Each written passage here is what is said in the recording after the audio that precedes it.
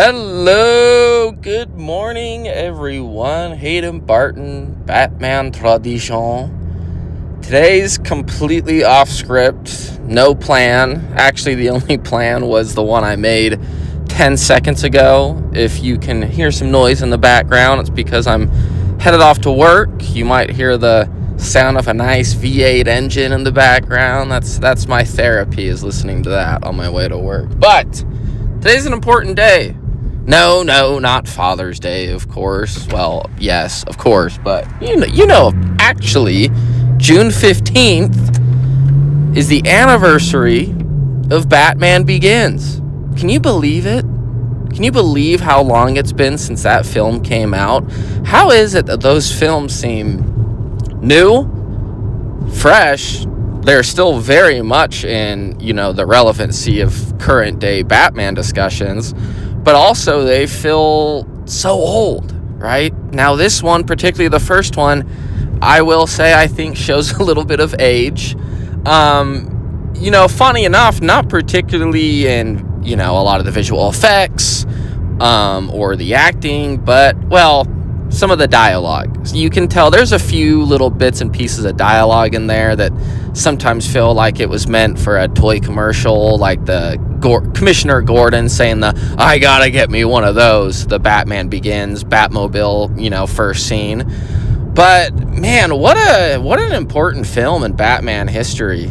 I mean, everyone knows how before that we had a big dry spell of,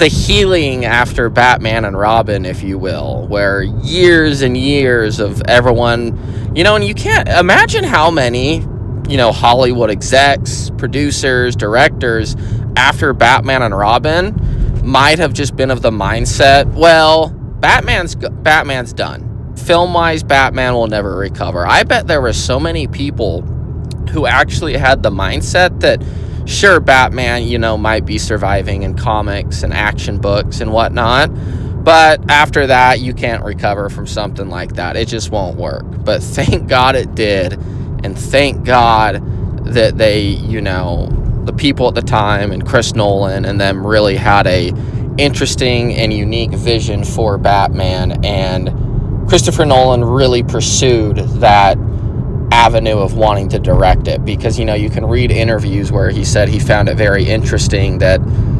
that he heard from someone that WB is pursuing maybe another Batman film, and that it sparked his interest and really wanted him to pursue potentially doing that, even though it at the time you would never think, there's no way. He's one of those directors, when you think of Memento and other films prior to that you're like, he's not really the guy. He doesn't seem like that would be in his wheelhouse. But thankfully, I think the retribution and the mythos that he had read before, he really knew that there was a lot of potential for Batman that had not been tapped yet. And he tried his best to do it. And he did it to what some would say the best it's ever done. Now, I'm not here to argue what was good and what was bad. I think everyone has their opinions on the collection of that entire trilogy alone. But imagine what might have been going through someone's mind, like Christian Bale being cast like that. Now, if I remember correctly, there are some interviews where he spoke about how he had people tell him specifically that if he were to take this role, it would be the end of his career, that he couldn't recover. Oh, you're going to play Batman, your career is done. And what I think is so cool is that he didn't take that as an attitude of being afraid or nervous about taking the role. He specifically, to his words, said, okay, let's see, let's go, let's find out. Like, bring it on. Like, I think that's such a cool attitude to have taken to that role of like, we'll see. I'll show you all wrong. We'll see if this really ends my career. And I mean, to be honest, and I think he's also said this, he's probably most well known for those 3 films now, and he has also said that that's probably what he'll be known for the rest of his career, which I like. I like his attitude of, he's not ashamed of saying that role might be the defining, his legacy as an actor. Now, I think there's arguments to say that there's plenty of films he's been in, because he's a phenomenal actor, that people could argue, is his best film, and I would never push back on that. But I just really like it when an actor's proud of what they've done, and, they really embrace all the fans and that fandom and respect for, playing the character and kind of legacy that takes on. Adam West has done the same. To be honest, I think most of all the Batman actors have kind of carried on a sense of pride for playing the character. But today's not about them. It's about Christian Bale and Batman Begins. But when you look at that film, the way it changed and, really set a serious tone back to Batman, kind of similar to how, Frank Miller did with The Dark Knight Returns, at a point where Batman was very goofy. When you think about the Batmobile, the Batsuit, the voice, the story, think about how, honestly, psychological and deep the story for those Batman films can be. And I think that's why so many people love them. And I think that's a reason why so many people outside of just comic fans can gravitate to comic book films, because they find that it's not goofy campiness, but it really has a sense of storytelling to them, a message that they're trying to convey, and it takes itself seriously. And, we might be at a similar turning point with DC films coming soon, depending on the, reception to the course they're taking. Will it take the same form as Batman and Robin to Batman Begins? Will it be, the early Batman comics to Frank Miller's, as far as the goofiness and campiness not really gravitating with audiences?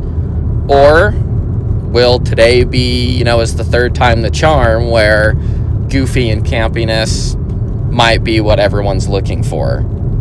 But here's the Batman Begins, a film that really, I think, gave new life to Batman, that, essentially saved Batman, if you think about it, at least in films.